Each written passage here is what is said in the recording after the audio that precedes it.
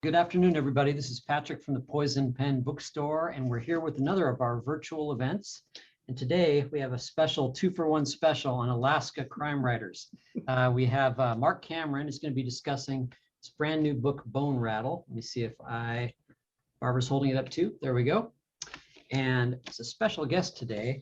Dana Stabenow is going to be discussing, well, she won't be discussing her work, but I do have handy I will. some more signed copies of her latest book, Spoils of the Dead. And so I didn't want to be remiss in holding that up too. But, and then Barbara is joining in from her home office. And as usual, I'm going to be monitoring the Facebook comments. So if you have questions for Marc or Dana, go ahead and put them in the comments field and I will be happy to ask some of those.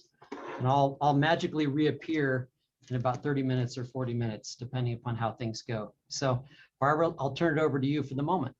Thanks very much, Patrick. Thanks, Great Patrick. to see you, Dana. I miss you. And Marc, it's lovely to see you too.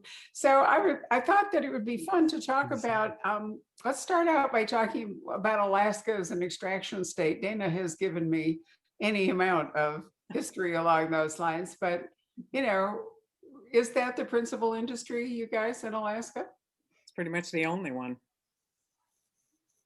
Yep, We pull yep. stuff out, Barbara. We pull stuff out of the ground and we pull stuff out of the water. That's what we do. Out of the ground and out of the water. Exactly. Yeah. Exactly. Right. Well, I mean, you know, it's easy to think about the pipeline, or it's easy to think about the greatest catch and all the rest of it. But Dana, you've written about a gold mine in the Kate Shugak series, and this book with Marc starts out at the site of a abandoned gold mine that's being, I think I'm right, that's being redeveloped, right?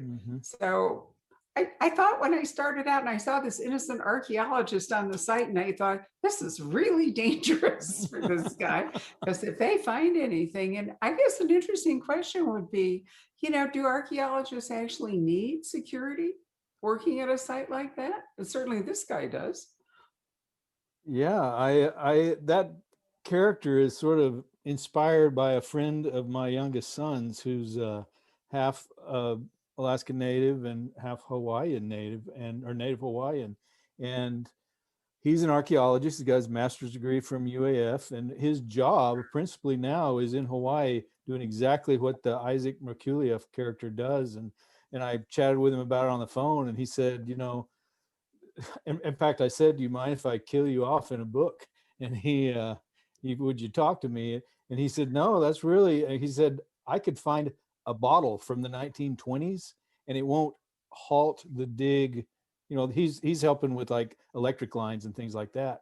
He said it won't halt the dig forever, but it halts the dig for a while, and time is money. And so, you know, he hasn't felt like he's going to be murdered, but it certainly makes for tense times. So are Alaskans the people who are doing the extracting, or these are outside interests taking advantage of what's in Alaska, Dana? It's almost invariably outside interest. So Yes. they don't have any real stake in the local community other than trying to get out whatever they can, huh? They always sell it as local jobs, Yeah. but there are never as many jobs as they say there are going to be, and they never last as long as they say they're going to. Yeah, it's a I mean, I'm not, and I hope I didn't come across in this book as being anti-miner. I have friends that are miners. Sandra Brannon, we had a chat the other night, but you know, she was mentioning to me that she, her family won an environmental award before the government forced them to do environmental things. So there are good miners and bad miners, certainly, are good extractors, and we need, you know, if you're going to talk on a cell phone or on this computer, we need rare earth elements and that sort of thing. But certainly, you know, and I don't want to get political here, but Pebble Mine and other things, there's certainly some pretty stark issues that need to be explored, balancing fish and native people's rights and Alaskans' rights versus money. You know, Marc, are you home now? I am. Just Are got you home watching yesterday. it? Did you look at the news today before you I got haven't. on?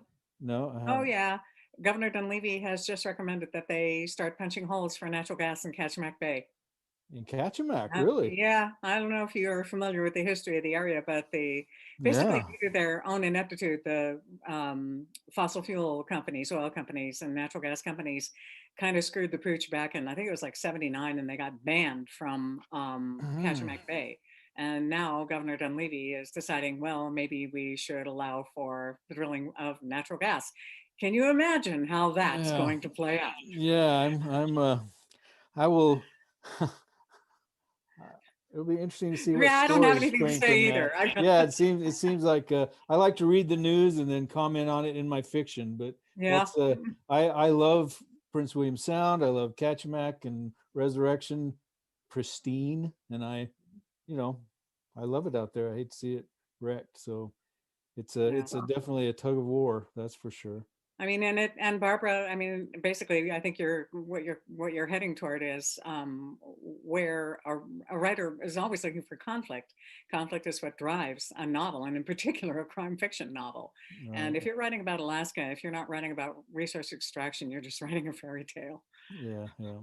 Well, I mean, who are we Exactly. to talk? In fact, Arizona, has lots of abandoned mines. And I'm always ticked off every day. And is it the Wall Street Journal? I think there's always some ad about, this rare gem is going to be extinct. And it's some version Mhm. of Arizona turquoise. And I think Right. if it's going to be extinct, you idiots, why are you trying to sell more of it, and just make it even Yeah. quicker? And then, of course, we have cyber ninjas that work here. And it's also unbelievable that, honestly, don't you wonder sometimes if government is really doing what it's supposed to do anymore? Well, we won't go off into Yeah, I that, don't know. but It's interesting that we were talking about extraction and mines, and one of the things in this book that I didn't even realize till I was doing some on the ground research in Southeast and Juneau. I mean, I knew the Tongass was a roadless area and that you couldn't punch a new road in, but I didn't realize that if somebody were to find an old road that existed that was punched in, even if it was completely grown over, if it was, they could find it on the plat, they could redo that road. And that's sort of the premise of this book. There was a road there years ago, an old corduroy road made out of old, logs and whatnot. And you slip a little money the right way and that road might meander where it didn't really meander, but it's an old road. So it's for a fiction writer that allowed me to add some conflict besides just the gold mine, but the everything going to the gold mine and which is really where a lot of the damage could be done, and slash and the kind of chemicals they use. That's one thing that when you mentioned the abandoned gold mine, now with chemicals and different things, they can get a lot more gold out of the ore. So some things are easier to it's easier to extract gold now from the same amount of ore that would have given you a minuscule amount. And so, when money's involved, people tend to get greedy, and that's what this explores.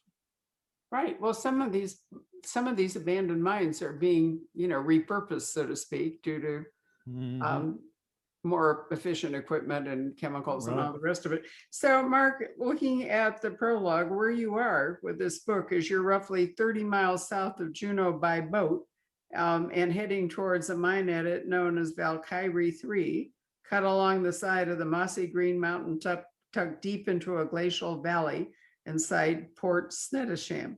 It's not a shame. An inlet, pristine water south Stevens Passage. So this is a real place, right? Mm. Well, the mine's not, but there Oh, are mines out there. And Port, I just, when I was going over I don't know how Dana does this because I've read most of her books, and I look for places that have cool, either I make the names up like Stone Cross, it's based on a real place. And I know some of her places are, I think you have it's like Non-Dalton or some place like that that's made up name, but I base them on real places. But Snettisham just sounds cool. It's a cool word to say, so I wanted to put something in Port Snettisham. It's just a cool word, so that's why it ended up there. well, Dana's made up a whole park. So Oh yeah, absolutely, absolutely. yeah, right. So U.S. Marshal, why have you said that? I mean, I don't know much about Alaska law enforcement. What all of it I know is really from Dana and the people that Other work there. writers too. What? Other writers too. Well, but mostly from you, because I mean, Kate is a private investigator, but you have actual, like Jim and so forth, people who actually have law Actual enforcement law jobs. enforcement. Yeah. Yeah. So US Marshal, they're stationed in Alaska and then like they are everywhere else, presumably. Right. Yeah, we have a office in we have offices. They're not staffed in Ketchikan and Juneau, and we did have office space in Nome, but we just weren't going up there very often. So I think we let that go back to general services. But our main component is in Anchorage, and then we have a smaller sub office in Fairbanks. But then we just deploy. We deploy the deputies from there and go out and work.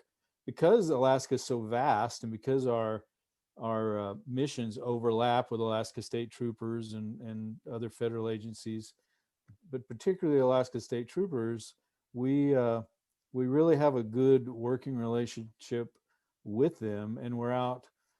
It's not like the Tommy Lee Jones movies where the marshals strut onto the scene and say, "We're taking over your investigation." We would die if we tried that. We need help. We have to work with people, and we really pride ourselves in having a good relationship with other agencies. And so one of the captain of Sea Detachment, which is the whole western part of Alaska where the Yukon and the Kuskokwim sort of swoop down and out and make that YK Delta, that's the Sea Detachment. And as Dana well knows, that's like the size of Oregon, and there's a captain and a few troopers that handle it. And so whenever we could work, say, a warrant task force together and sort of go out to village and say, pick your quote unquote village terrorist, the person that's wanted, that is causing you so much trouble, that really is making life miserable for you out here. And we're going to spotlight those people and swoop through in a bunch of deputy marshals and troopers and take them to jail. They're wanted already, but we just don't have the resources and the personnel to go fly out to wherever and get them. So we worked very closely with the troopers, and because we did that over the years, it gave me a chance to see parts of Alaska that I never would have gotten to see, and it was amazing. Mark, am I correct in thinking that federal marshals pursue federal miscreants?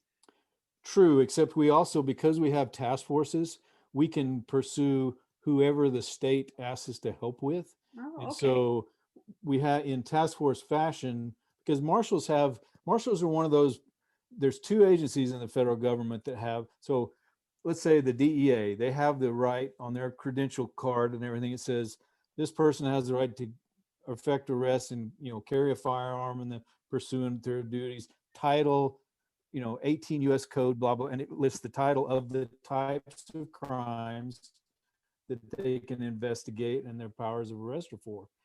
Customs is the same way, and the DEA's was quite broad. Other agencies are quite broad, but they're still listed. The United States Marshals says enforce federal law, Okay. everything, and the bureaus is the same way. And because we have the powers of a sheriff, then we can raise posses. So that's why when you see in the Olympics or other big events, then there's always a deputy marshal up there and a whole bunch of state and locals raising their hands and saying, yes, I swear to follow these rules, and now I'm a special deputy marshal for this period of time. And so we can swear people in with the approval of the attorney general, and then they go out in task force fashion. So that allows, when I write a story about a marshal, we don't investigate murders unless we happen to be there and the troopers say, hey, can you help us out here? And then we help out. And so it's really that's one of the reasons I love the job so much, because I've gone from spending 5 weeks in Florida helping out after Hurricane Andrew, just patrolling and being boots on the ground law enforcement, living out of a tent and eating MREs because everybody's houses were blown down, to standing on top of FEMA trailers with machine guns, to protecting witnesses, to heading out to Alaska to Chignik Bay to seize 30,000 pounds of frozen cod. So it's just different, and I Talk like about a it. dangerous job. Yeah, no kidding, no kidding. So basically, it's the variety that you I like. like, yep. I always tell people that, and I love being a novelist. I've wanted to be a novelist from the time I was 8, but it's the second best job in the world for me. I miss being a deputy marshal every day, every day. Wow, so we're used to vast distances here in Arizona, and CJ writes about them in Wyoming and all, but it all pales against Alaska, where you've got so few people over such enormous territory. So Dana, when Liam Campbell on Spoils of the Dead, he takes up a new trooper post. How big is the area that he's going to be looking after? It's loosely based on the Kenai Peninsula, and that would be the South Kenai Peninsula, basically from Soldotna south. I haven't looked up the square mileage of it yet. It's But wild though. It's large. A lot of bears per square inch down there around Funny River and There's all a that. lot of Yeah. everything per square Yeah, inch. yeah. Yeah. So we started out talking about, or I did, about archaeology, but Dana and Spoils of the Dead, there's an archaeological component to the story, which I thought was really fascinating. So how big a thing in Alaska is it to protect, native burial sites and what else is there that makes up archaeology in Alaska besides burial sites? Um, I don't know about all of Alaska, and there's a lot more attention being paid now to native burial sites. A lot more of them are being found. I think a lot of more investigation on the ground, probably as a long-term effect of the Alaska Native Claims Settlement Act that gave the tribes more money and more land so that they could protect and investigate what they have. It seems like I'm always seeing a story, God, at least once a month, if not more often. Marc, fact check me on this, about the discovery of another burial site. Also, that has a lot to do with global warming. They're finding a lot of them on the coasts because the coasts are crumbling and layers are falling away, and burial sites are being exposed. No, So that's I absolutely think it's right. just like the tip of the iceberg, or so to speak. It's just, Right. I think there's a lot more to be found, and a lot more will be found gradually over time. Well, that's absolutely right. When I was doing research down in Southeast, there's a group down there called Juneau's Hidden History, and it's run by a guy named Brian Weed, and often we'll say, he's like the Indiana Jones of Southeast Alaska, but I mean that in a good way, not in a go rob the grave kind of way. I mean, No if whip. you look at it from one point, well, he probably does. He's a blacksmith, kind of a big bear of a man. He inspired the Tom Horning character in the book, but he just took me under his wing, showed me all around. But one of the things I really appreciate him is his sensitivity to the archaeology side of things. And there's some places, and he's quite an explorer, and he'll point out, okay, here's a mine. He's very open about maps of here's this and here's that.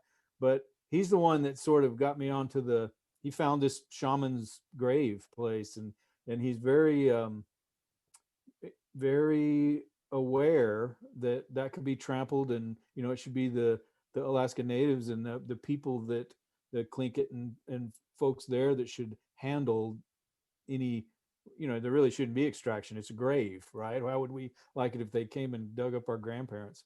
But I really appreciate amateur, if you will, archaeologists like that are interested in the history, but not taking it for money. I mean, there's so much history, recent history, like Funter Bay. When I started doing my research and I learned about Funter Bay and what happened in World War II, it broke my heart. I want to write a whole book about it.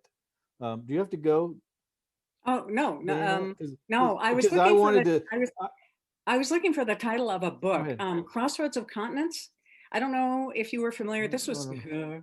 quite a while ago. I'm dating myself. There was a huge exhibit, and I think it was put together by the Smithsonian, and it was for a long time. It was in the Anchorage Museum, and it must have been back in the 80s, I think. if not before then. And it was just this incredibly rich exhibit of Native artifacts, just like across tribes from all over the states. Just, I mean, an incredible eye opener to the people who lived here first. And I remember reading a story some years after about how that exhibit had focused the attention of bad guys in the art world to the value of Alaska Native artifacts, and the theft of same ratcheted up like immediately thereafter. This stuff was being sold, you know, in New York and Chicago and wherever, all over the world, because suddenly it was valuable where it wasn't before, except to the people who lived here, of course. Well, there are two Right, things it seems to me that Well, you any know, little when thing. you're looking at an archaeological site and, you know, there are graves involved, you've got two things. You've got, you know, respect for the people that were buried there, their bones and all the rest of it. And then, you know, there was an act a while back, I don't remember what it's called, where, you know, repatriating bones that have been taken off to museums and so forth. And Here too. returning. Here too. Right. They did Well, that here. yeah, exactly. But then the other thing is the grave goods, you know, and, you know, people are not, I think, digging up graves in order to take the bones away, although once upon a time you could sell skeletons to like the Smithsonian or something, but they're looking for grave goods. It's sort of like pot hunting here. And that's what's valuable. I mean, you and I have been to Egypt, Dana, and, you know, we've seen grave robbing on a grand scale. Well, you know, According to the guide, it was going on underneath our feet at Giza. Right. well, and now they've just found, as I mentioned to you the other day, they found 3 new sites in Egypt of, you know, cities with tombs and, you know, all the rest of it. So part of it is the desire to study the past, you know, improve our knowledge. But a lot of it is just, you know, taking stuff. And they're always, I mean, that's going to be there. I mean, talk about a source for tension for crime fiction novels. You know, there's always going to be some opportunist who comes in and thinks, well, this is just laying around. I can take this, Oh, you yeah. know, without any thought for the culture or the history of the place. And, you know, it would be unfortunate if such a person came to a bad end. Yeah, and that That'd In be one of our great. books. yeah, exactly. I really loved the Tony Hillerman books, and I spent some time down in with the Marshal Service working with some youth programs down in Arizona and southern Utah, down around the Blanding area, and spent a considerable amount of time with the Navajo holy man who took me into a sweat and did a lot of talking with me and sharing some ideas with me. But the most telling thing that we ever did together was walk through a field, and down there's pieces of pot and arrowheads and different artifacts almost under every tree. You can't walk in this Blanding area where we were. You couldn't walk 100 yards without finding 7 shards of pot, some sort of pottery, because that stuff lasts a long time. Like stuff we have up here, unless it's ivory, you know, a lot of that just goes away with time. But it was sacred to him, but it was also just part of life. And he didn't bend over and pick it up. It meant a lot more to him that it was just there. It was not something that you picked up and looked at. It was not something that you even bothered with. It was almost just part of his whole spiritual realm, was that he lived in a place where his ancestors lived and he wasn't going to bother it. And just watching him around it was pretty impressive to me. And I sort of tucked that away if I ever write a book about Navajos. Well, you could. Well, it seems to me too that one of the things that is maybe accelerating the value of plundering archaeological sites is that some of the material that was carved or otherwise used is becoming scarcer. I was saying to Dana before you came in, I'm wearing my walrus ivory necklace that I bought at Portage Glacier in the gift shop. And Dana has reminded me, in fact, you even wrote about it, I think, in one of your books, that only natives can now do carving right and can sell on what? Marine mammals, yeah. Right. And Legally. Yeah. Yeah, when we were in Greenland, analogously, on the Northwest Passage crew, it was interesting that if you went into any of the gift shops and they were selling, ivory or other sorts of things, the Canadians could buy it and take it home, but none of us United States citizens were allowed to buy anything. They looked at your passport, and if you were a U.S. citizen, really? they wouldn't sell you any of that stuff because you couldn't bring it back into the Because of United the States. CITES Treaty or whatever it's called. Yeah. Yeah, I don't know what it is, but anyway, Mhm. so if you're finding things in a site somewhere that are made of ivory and other things, then it's getting harder to find or even source it. Then I can see it would put up the value. But Dana, in Spoils of the Dead, wasn't the archaeological site, wasn't part of the point of it that it was a trail or a road or Mhm. something? So, and what effect does that have if you find something like that? It's the first thing you should do is down tools and call the local authorities, call the local tribe. But I think oftentimes that doesn't happen. Right. Right, And but and a lot of the collections now are lodged in museums. And there's there's new stuff out there to be found, but the collection I based on was found by and written about by somebody local.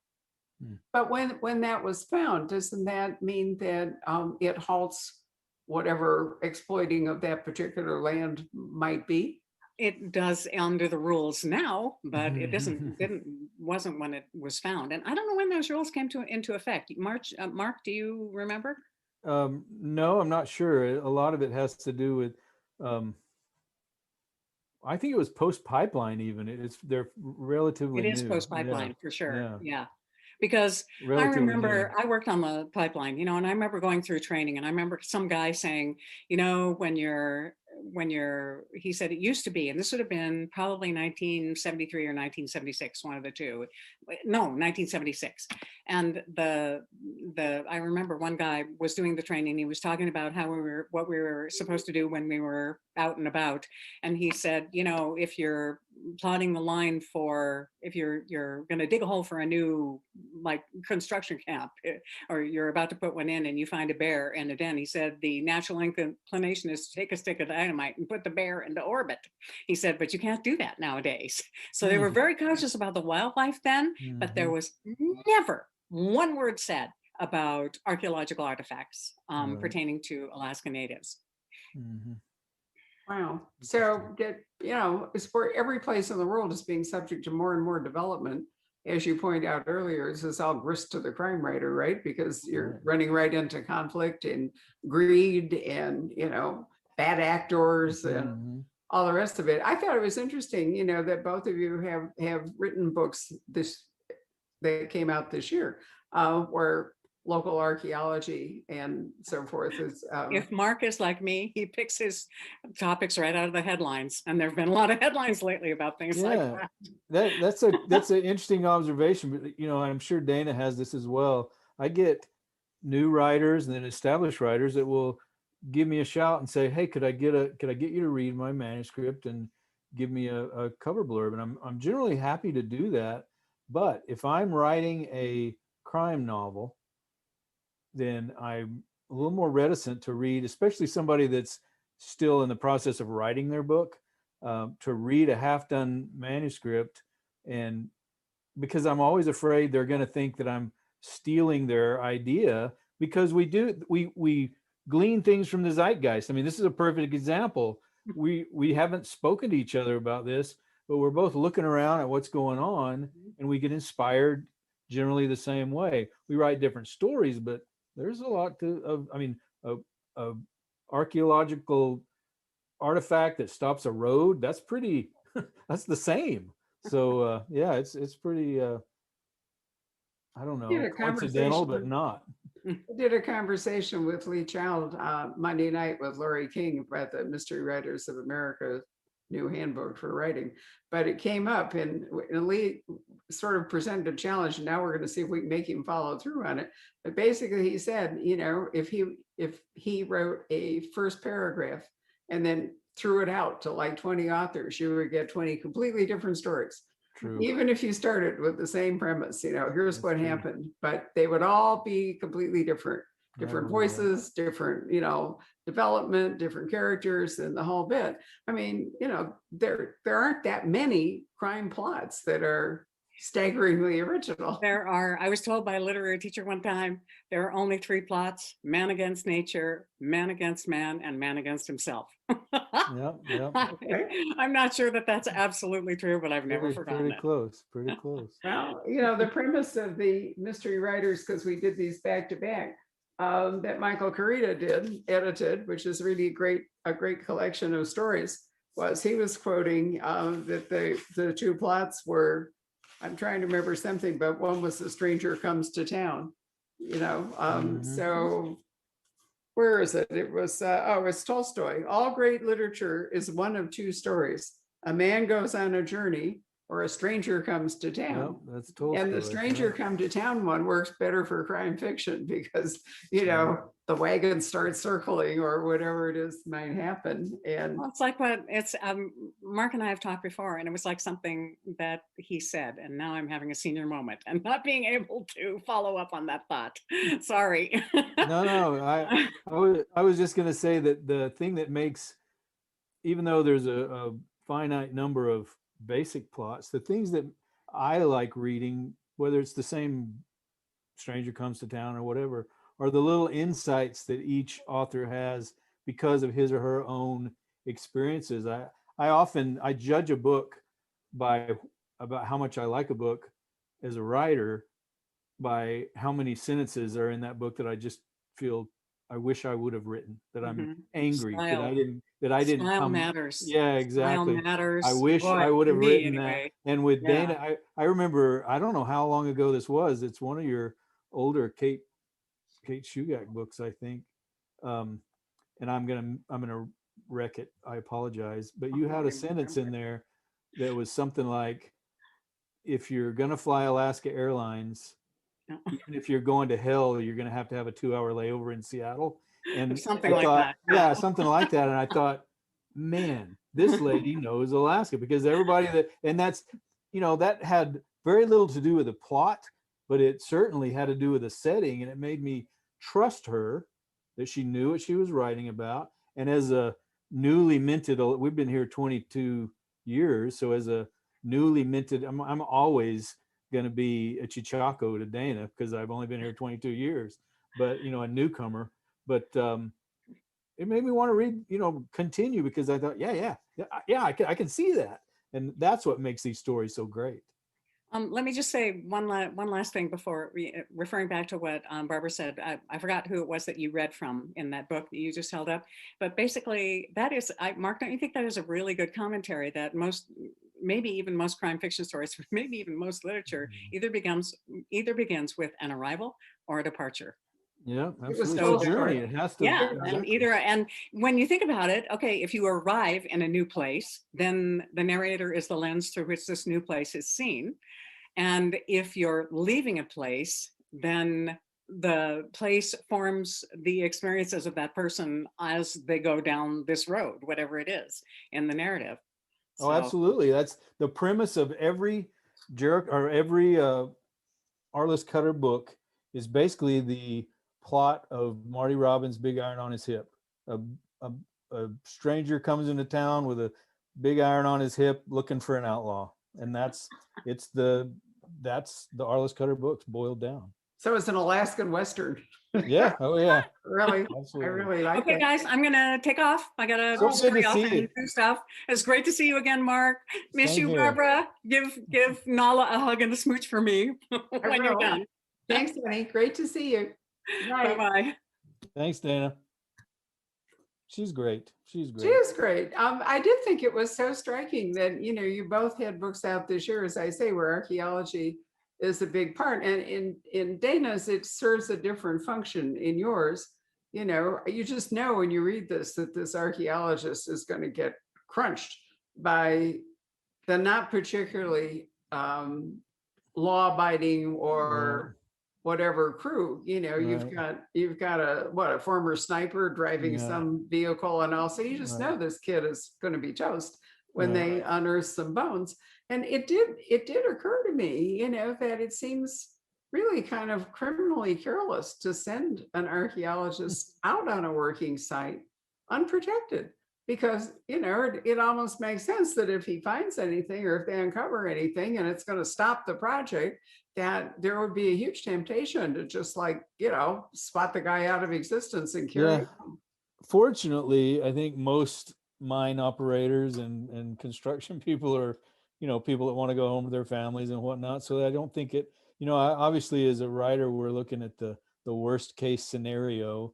There's what I did is I sort of looked at these characters as the kind of people with the sort of total lack of morals that would, kill you for a cigarette. So obviously they're going to kill you for, just sort of that, I want to make them three-dimensional and fleshed out characters, but there are some really bad folks in the world, Yeah. whatever they're doing. And I just plugged them into being this guy that works for, obviously he is there in that job because the mine owner needs somebody like that. So Well, hopefully he needs it. they're not all that way. No, of course not. He needs it because the law requires it. So he has to at least have a facade that he's Right. paying attention to. But, Right. that doesn't mean that the guys that work for him who, his paycheck and so forth or payoff is going Right. to depend on it are going to give a damn. So Right. what brings Arliss Cutter into this book? Because he's not there in these in this opening scene. So what I'm trying to do with each book is, because I as I mentioned earlier, I miss the Marshal Service so much. I enjoy the varied work, and we never have done. And I was with them for 22 years, so that's 30 years ago that I got on. We've never been very good at tooting our own horn. A lot of people don't know what the Marshal Service does, Right. and so I try to, with each book, Arliss is doing something that's not involved with a murder that he's going to eventually investigate.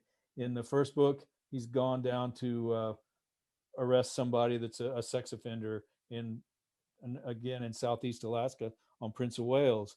In Stone Cross, in the second book, he's doing judicial protection along the Kuskokwim River with a judge that's going to do some arbitration. And I did that in Kaktovik with one of our judges. And one of them, luckily there weren't any murders there, but there was some tension and we were guarding the judge. And in this one, it has to do with a drug trial and a sequestered jury where the jury is put off to the side and they just need that help. And so the chief deputy sends him and Lola Teariki down to help with the sequestered jury.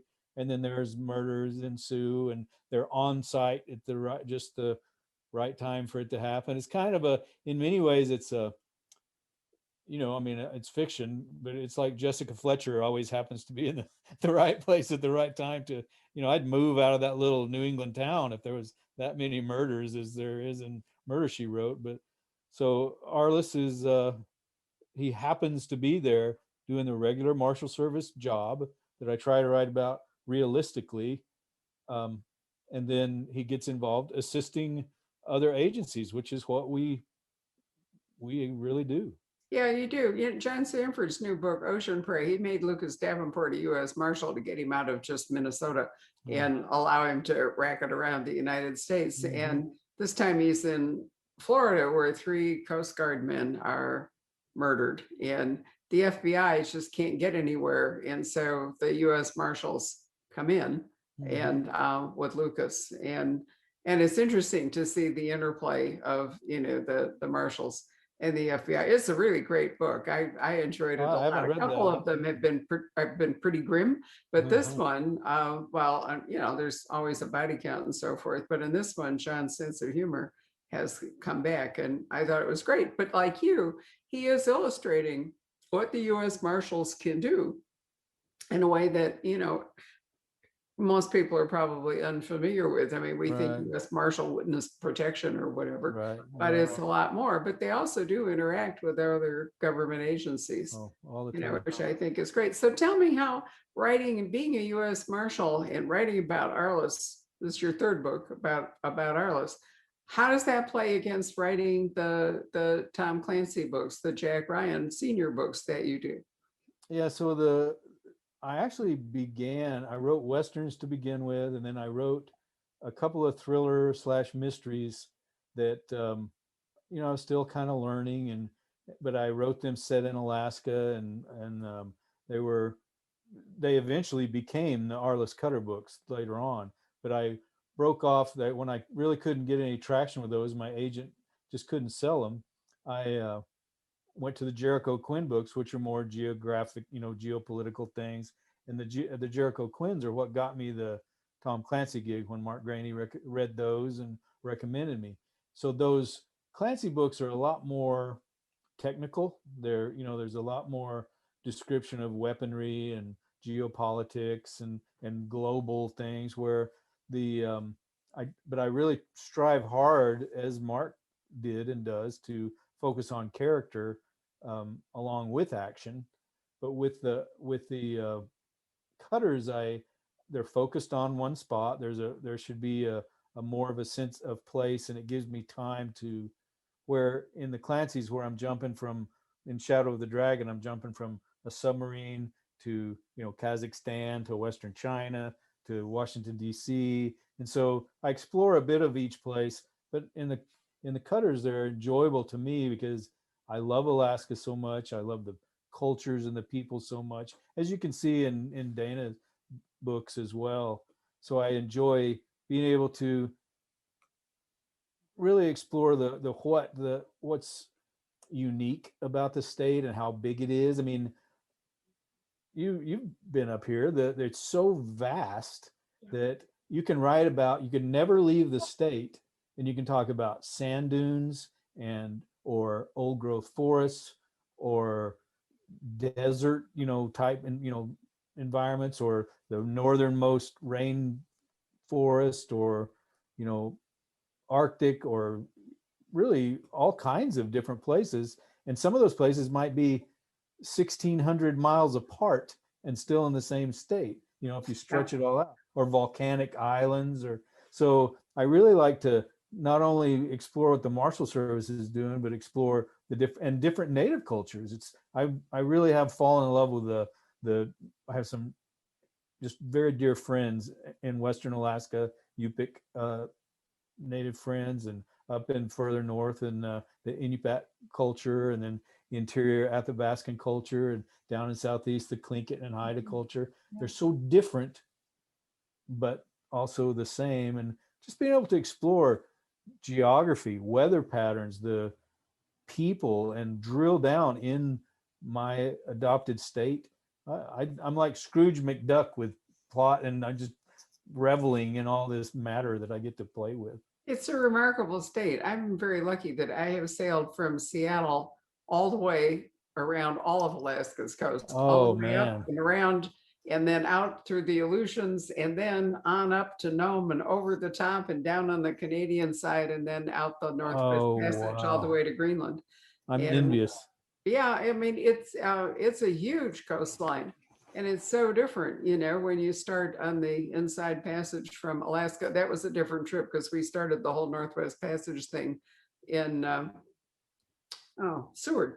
Okay. And it started in Seward, and then it went west, and it went all the way out through the Aleutians, and then back up it went. And it was great to go through the Bering Sea and, on up. And there's a beautiful, on the east coast of Alaska, facing Canada and going that way, there's that smoky stuff, there's a whole, and that was amazing. And the ship put drones up to take photographs of it, because you really can't see it that well from the deck. Right. But so I thought exploring the entire Alaska coastline was a really remarkable thing. Patrick, let's call you back up from your dark place there and see if we have any questions or comments. I see the poisoned pen icon. Yeah, that's Patrick. He'll be along in a minute. Or not. He may have had to rush off and do something, but he'll be along. Right. So you're going to continue writing Arliss, right? Yep. I actually already turned in the fourth book already. It's already in with the publisher. It'll be out next year. I'm delighted to hear that. So Patrick, you got any questions or comments you'd like to feed us? Yeah, there's one that just came in from someone named AJ, and he says, I would like to know Mark Cameron's writing process and how long he has been writing. Well, I've been published about, 17 years, but I've written from the time I was a little boy, and wrote fan fiction about where the red fern grows when I think I was 8 or 9. But I treat it like a job. You know, I write 2 books a year. So I get up in the morning and write for 3 or 4 hours, and then maybe go for a walk or whatnot. Or like today, I watch my grandson. But I write almost every day, and just I enjoy it. So I do my process to write a book is I spend a lot of time staring out the window thinking, and then I spend a lot of time. I've got probably on a Clancy book, I'll fill up about 17, 18 of these Rhodia pads. I write a lot longhand with my trusty Blackwing 602 pencils. I got about 150 of these on the desk, and I write a lot longhand, and it just makes my brain work differently. And I free write and free write and free write until I sort of the thoughts evolve and congeal, and then I put those in the computer and just write. So I enjoy it. It's sort of a watching the movie in my head, and I try to leave off every day kind of on the backswing of a punch so that it's in the middle of the action. So when I get up in the morning and start writing again, then it starts with the action. And I hate to get up and write exposition. I would rather the exposition happen in the middle of my writing day. So and if I can't end in the backswing of a punch or some sort of action, then I'm using the punch figuratively, but some sort of action, a chase or whatever, then I think I'm doing it wrong because of the amount. I write about 2,000 words a day. And if I can't get to an action scene in 2,000 words, then I've made a grave error for the kind of books I'm writing. They're what you're pacing, right? Yeah, exactly. Yep, shot Exactly. down. The Clancy novels, you know, they've always been known for their very detailed descriptions of, you know, technology and weaponry and all that kind of thing. Is there kind of an unspoken rule about inserting a certain amount of that to please fans? Not well. I mean, we talk about it a lot. They want a military set piece in each book and that sort of thing. And because my eldest son is in the military, so I can pick his brain periodically. And I have a lot of friends in the military. For this the book I'm working on now, I've been fortunate enough. COVID has sort of kept me at home, but I've been fortunate enough to have contacts with the Pentagon, and so they've put me in contact with NORAD, and they've answered a ton of my questions. And I think they have to vet me a little bit first, but I think I've been through some of that vetting, so they help me out. But the editor is very good about understanding where my strengths are, and my strengths are generally law enforcement and intelligence. So you'll see a sort of a shift in. Marc had a lot closer military friends, and he was out doing a lot of touring of bases and going to Poland and things like that. And where I try to travel overseas, my books tend to be like Without Remorse or Cardinal of the Kremlin or Some of All Fears, where there are military set pieces, but there's a lot of espionage. And so I sort of fill up my tank that way when it comes to a Clancy book, and still put in my, submarines and tanks, and very few tanks. I don't know much about tanks, but I try to put in the things that I am at least a little familiar with, at least enough to know the questions to ask. And then I can go to people and say, I generally know how a helicopter flies. Now walk me through it. I had a really cool experience being able to, through a joint civilian conference, I wrote about the Coast Guard in my first Clancy novel, Power and Empire, and a Coast Guard admiral read it and nominated me for a program called the Joint Civilian Orientation Conference. And they took 40 of us, and basically it's been going on for 40 or 50 years. And they showed us around the country.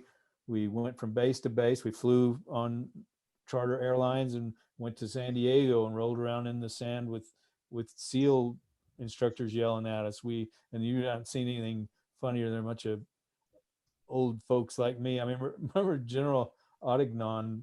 He's a Marine Corps general. He came up to me and I was covered in sand. In fact, if you look on Facebook, on my Facebook page, there's a sugar cookie picture of me where I'm rolled up in sand. I'm about to die from going in the water, doing push-ups, going in the water, doing sit-ups. And if you look close, there's tears in the sand of where I'm just so exhausted. And this is only for like 40 minutes, where the poor wannabe SEALs are doing it for weeks and weeks and weeks. And he walked up to me, and General Audignon, I think he's the Inspector General of the Marine Corps now, but he walked up to me and got right down on my face. And he was one of our helpers, and people that are helping us along. And he got down on my face and he said, "Mark, you are fat and you are old. Why are you doing this?" And I said, "I can't not do it, sir." And he said, "Outstanding," and walked away. That's the kind of thing that I try to insert in the book somewhere, is that not me, but that sort of gruff way. And then when I gave him a good answer, that was good enough for him, and he walked away being general-like. So I'm fortunate enough to meet good people. On that same trip, I got to fly on a V-22 Osprey, meet the young female pilot that she was like a squadron leader. And I've kept in contact with her, and she walked me through 3 of the chapters, or 3 of the scenes in Code of Honor were just pretty much verbatim me talking to her on phone and email, telling me what it was like. It's really Wonderful. cool to see the camaraderie between you and some of the other guys who are currently writing Clancy and have written Clancy. Oh yeah. Like Greenie and now Don Bentley and Grant Oh, good Blackwood, guys. and there've Yeah. been a bunch of great guys. It's They're fun to fun. see you all together. Yeah, it's fun to be together with them. They're good folks. The Clancy universe really, well, it's like the Cussler universe and the Parker universe. There are those few authors that really manage to create a whole world and characters in it, multiple characters and different facets that allow both readers and other authors, to still enjoy them. I just read the new Mike Lupica book for Robert Parker, who kind of let Sonny Randall die away because he was more interested, I guess, towards the end in Jessie Stone. And it's great to have Sonny back because I really liked her. Yeah. And Mike has really gotten Parker dialogue to the point where you think it might be Parker writing it. It's really funny. Yeah. And I think it's great for readers as well as for writers that you don't have to let a special universe that an author created die with the author. Yeah, I'm glad. These are all post life, situations. Right. I mean, Clancy is dead, Cussler is dead, Parker is dead. Tony Hillerman, Ann Hillerman is writing wonderful books in the spirit of her dad. And I think that's a really great thing. Well, I think you really hit the nail on the head when you said in the spirit of her dad. Tom Colgan, the editor of the Clancy's, and I chatted early on, and he said, because I was terrified, and I was a Clancy fan from the beginning, but I said, I can't try to copy his voice. And he said, I don't want you to. I want you to write a Mark Cameron book in the spirit of Tom Clancy. And that sure made it easier. It does indeed. Anything else there, Patrick? Yes. Well, before I ask that is really interesting and it seems very smart for the editor to play to your strengths, in subtle ways, Oh, Tom. Having you explain that is really interesting. Yeah, Tom's a great editor to work with because these books are big books, and I'm sort of a neurotic guy to be a retired lawman, but he's talked me off the ledge several times because when you write, when you send a Jack Ryan book out into the wild, there's people just ready to rip your face off if you get something wrong. And so he's a great editor to work with. Some of the questions that are coming through, Liza asks, she says, although you've retired from the U.S. Marshals Service, do you still have opportunities to act as consultant for the police force? I don't act necessarily as a consultant, but I do.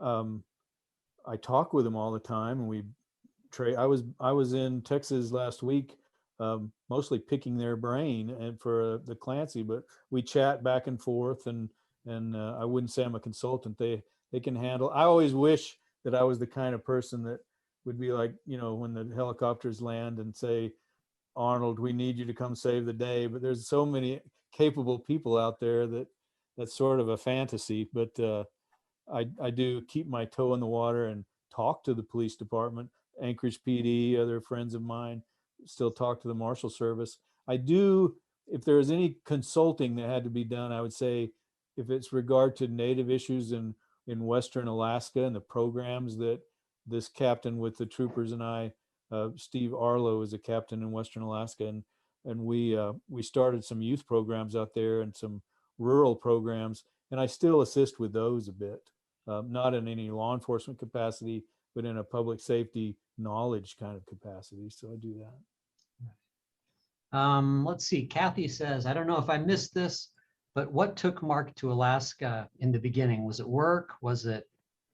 Yeah, I was already with the Marshal Service, but even when I was with the police department in Texas, I knew I wanted to go north, and I was in the process. I had applied, or I'd approached the Alaska State Troopers and Anchorage PD back in, this would have been in 88 or so.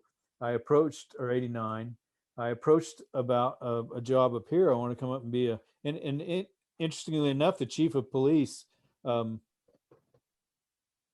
we share kind of a common genealogy, I think. And so I had chatted with some of the detectives up here in Anchorage, and I was living down near Fort Worth, and they just wouldn't take me. You had to move. You had, at that point in time, you had to be an Alaska resident with an Alaska driver's license and have lived here for a year, or you couldn't get a job with the troopers or or APD.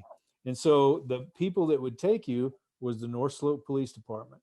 So I started my application process with North Slope, and that's Barrow and all the villages up there. Basically, the top third of Alaska is one municipality, and it's sort of like a mini version of the troopers as far as working in all these little villages along the top part of Alaska.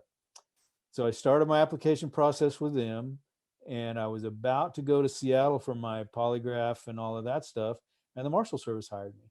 So I put Alaska aside, went to, because I had applied to the Marshals 2.5 years earlier, and it just takes so long to get onto the Marshals.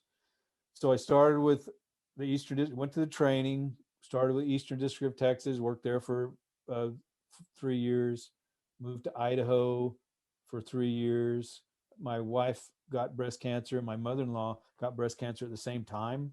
So we wanted to get them close together, and she was in Calgary. So they both got better, but we got them together for those years in Idaho. And then I was on a protective detail for the foreign minister of China, leaving New York, and we landed in Alaska.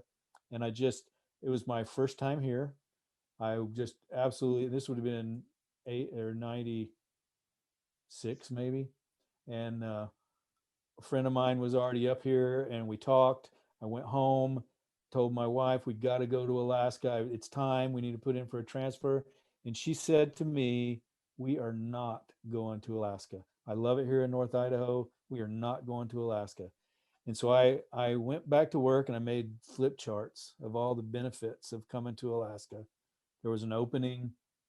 I took it home, made my case, and 2 months later we were in Alaska. And it was in 1998. So it took you a long time, essentially. Yeah, but it's always my goal. I mean, I wanted to move to Alaska since I was a little boy.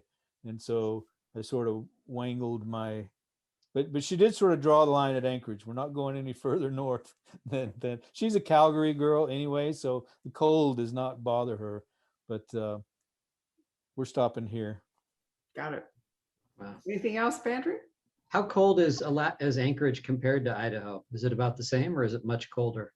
You know, this last winter, it was incredibly cold for a long time. We just got back from Texas, and most of the snow is gone, but we still have a couple of large patches of snow in our yard. But just 2 weeks ago, when we left Anchorage to fly to Texas, flying for the first time in a couple of like 16 months, it was 14 degrees when we left home, but it was jacket weather out there now. I think it was 48 this morning when I went to the dentist, and that's balmy. But Anchorage is actually, we have the Japanese current, so we can get 80 degrees in the summer, but that's a hot day. People like don't drink coffee when it's 78 because it's too swelteringly hot. But Fairbanks can get super hot and it can be brutal cold. Anchorage, sometimes it's colder in Chicago than it is in Anchorage in the winter or whatever. But Boy, the thing, Texas sure went through an ordeal this last oh winter. yeah, Yeah. they did. They really did. I got lots of emails and Facebook comments like "Take your weather back," But it's funny. It was horrible what happened to them because they, if you're not prepared for it and you're not ready for it. I remember during the snowpocalypse. Actually, it wasn't even the snowpocalypse. It was they had a little dusting of snow in Washington D.C. and the headquarters office is closed in D.C. and they put out a Marshal Service wide email saying, we've had some like 3 inches of snow and roads are bad and rightly so. I mean, they don't have the equipment to move snow off the road, so they closed the office. And then a couple of weeks later, my chief, who I just dearly love, her name was Wanda Phillips. She's got quite a good sense of humor, and we were having a horrible spell of weather. And she put out an email, which I would have gotten in trouble for doing this, but she was well loved among the brass, that she could put out a Marshal Service wide email, and it said, FYSA, for your situational awareness, like FYI. The National Weather Service has issued a weather warning for Anchorage and surrounding areas. 22 below zero ambient temperature, minus 51 wind chill. The winds on the hillside are going to be gusting to 70 knots, and beware your electricity might go out, and there will be some precipitation. And then she wrote a little note below it that said, "And just wanted you to know we're open and all at work." And I think it really made an impression on me, like, yeah, we're Alaskans, we can handle this. So that's the way I want our list to be. Oh, well, there he is. Good job. Right. So Patrick, is that it? That's a great note to end on. It really is. So I want to apologize to everybody for screwing up the start time. Thank you for hanging on. For some reason, I flipped to Alaska time where it's 5 o'clock when we started. Yeah, well, just the way it is. Every once in a while, I have a senior moment. But thank you very much for sticking with us. Mark, it was lovely to see you. For those of you who don't know Dana Stabenow's work, we really recommend the Kate Shugak series. There are 22 of them. And Liam Campbell has 5 books, all of them back in print. They're quite different, but they're all Alaska. So if you want to read more about Alaska, they're great places to go. And you already heard Mark say, good news, that there will be a 4th Arliss Cutter book out next spring. Yep. And we'll probably see Mark in December, one way or another, because Hope so. it's when the Clancy's come out, right? So Yeah, it's wonderful. Anyway, have a great weekend, everybody. Thanks so much. And don't forget that, let me hold it up. Bone Rattle is the book that we've been talking about, and we definitely recommend it. That's it. Have a good week. Thank you. Right. Hey, thanks, Barbara. Thanks, Patrick. Take care. A pleasure. Hello. We hope you're enjoying our programs and podcasts with authors. We'd like to expand them, and your help would be appreciated. Please make a donation at poisonedpenfoundation.org. 100% of the proceeds will go to help connect authors with readers in this difficult time. Thank you.